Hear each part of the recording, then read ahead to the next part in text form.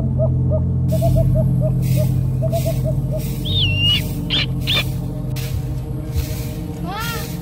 Narinig ko.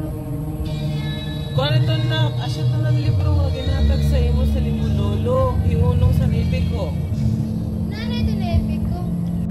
Dali na ka-istoryahan ta ikaw. Sige, ma.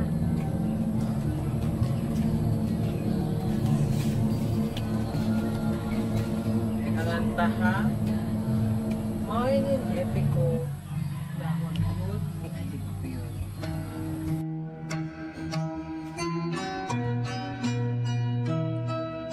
Hudhud ni Aliguyot, isang epiko ng Ifugao.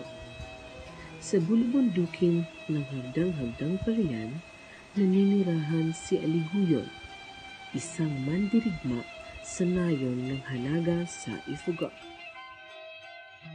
Siya ay mabilis at magaling sa paghawak ng sibat.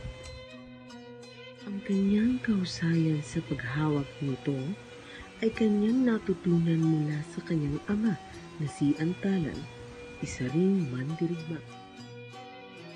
Tinuruan din siya ng kanyang ama ng iba't ibang karunungan, kasama na rito ang pananalangin sa bathala at ang pagkatuto ng mga makapangyarihang salita na inusan ng mga pari noong unang panahon.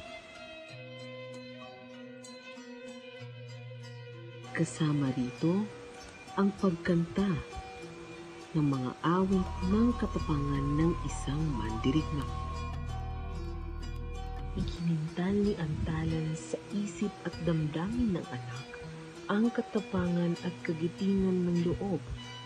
Talagang inihanda niya ang kanyang anak upang maipaghiganti siya nito sa matagal na niyang kaaway, si Pangaiwan na taga-dadigdigan.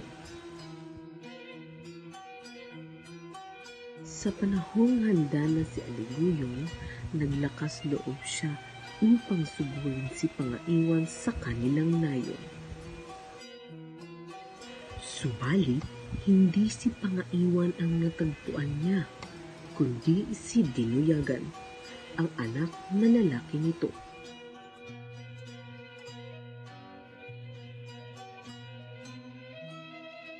Mahusay din siyang mandirigma at tulad ni Aliguyot, inihanda rin siya ng kanyang ama sa pagkikipaglaban upang maipaghiganti siya. Anak sa anak ang nagtagpo. Kapwa sila matatapang, kapwa magagaling sa pakikipaglaban, lalo na sa paghawak ng sibat.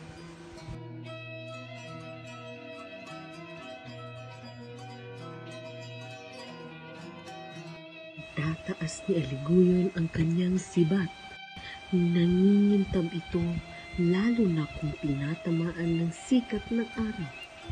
Paiikutin ang sibat sa itaas, subalit mabilis rin ang kamay ng binatang kalaban. Tila kidlat na paraot pa rito ang sibat. Maririnig na lamang ang haginit nito na nagmimistulang awit sa hangin.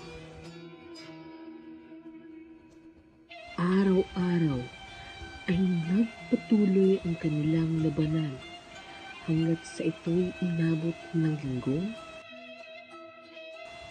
ng buwan.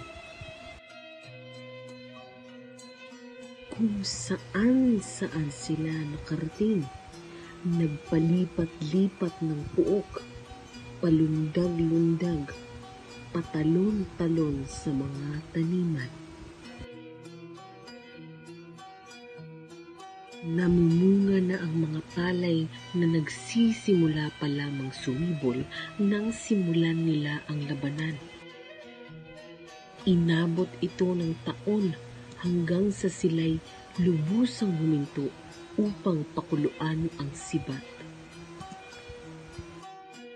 Walang nasugatan sa kanila, walang natalo. Naglapit ang dalawang mandirigma at nagkamayan, tanda ng pagkakaibigan at pagkakapatiran. lalong nagkalapit ang damdamin ng dalawang mandirigma. Nang mapangasawa ni Aliguyon si Bugan, ang kapatid ni Dinuyagan. At nang maging kabiyak ng dibdib naman ni Dinuyagan ang kapatid ni Aliguyon na si Aginaya. Nanirahan sila sa kani-kanilang nayon. Doon sila'y namuhay ng maligaya.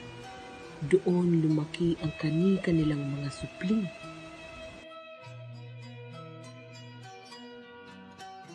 Sa kani-kanilang nayon, tinuruan ni na Aliguyon at Dinuyagan ang mga tao tungkol sa marangal na pamumuhay, karangalan at gayon din ang pagsasanay sa mga mamamayan sa pakikipagdigma.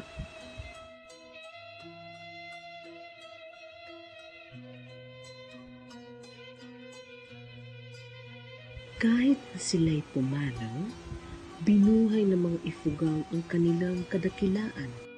Hindi nawawala sa puso at kasaysayan ng mga Ifugao ang kagitingan ng dalawang mandirigma.